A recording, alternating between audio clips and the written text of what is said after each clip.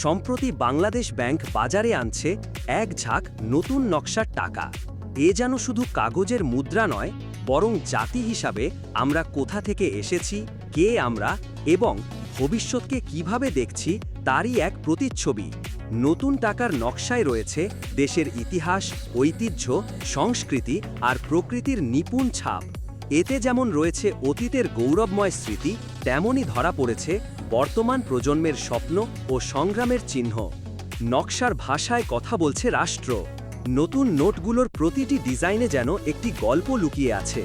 ২০০ টাকার নোটে ২০২৪ সালের জুলাইয়ের গণ আন্দোলনের সময় ছাত্রদের আঁকা গ্রাফিটি ২০২৪, এই সংযোজন রাষ্ট্রের পক্ষ থেকে তরুণদের স্বীকৃতি ও সম্মানের বার্তা বহন করে।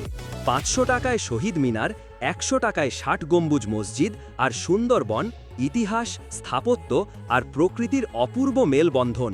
৫ ও ১০ টাকার নোটে বাইতুল মোকাররম এবং তারা মসজিদ, ধর্মীয় ঐতিহ্যের প্রতি শ্রদ্ধা প্রকাশ।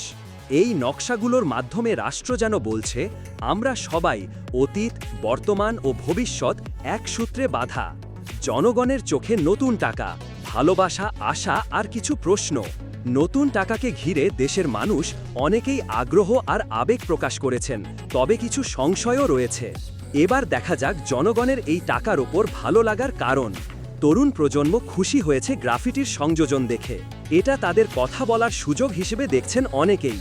নিরাপত্তা বৈশিষ্ট্য আরও উন্নত হওয়ায় মানুষ এখন নিশ্চিন্তে লেনদেন করতে পারবে বলেই ধারণা। নোটগুলো দেখতেও আকর্ষণীয়। অনেকেই বলছেন এই টাকায় এক ধরনের সৌন্দর্য আছে। দুঃখের বিষয় হলো এবার দেখা যাক জনগণের প্রশ্ন উঠছে কি নিয়ে। অনেকেই মনে করছেন নকশা আরও ভিন্নধর্মী হতে পারত। পুরনো টাকার সঙ্গে অনেকাংশে সাদৃশ্য থাকায় নতুনত্ব কম মনে হচ্ছে। ঈদের আগে পর্যাপ্ত সরবরাহ না থাকায় সাধারণ মানুষ চাপে পড়েছে। এটাকে রাষ্ট্রের দুর্বল ব্যবস্থাপনার উদাহরণ হিসেবে দেখছেন অনেকে। কিছু অর্থনীতিবিদ বলছেন নকশা চূড়ান্ত করার আগে জনমত জরিপ হলে আরও জনবান্ধব ডিজাইন হতে পারত।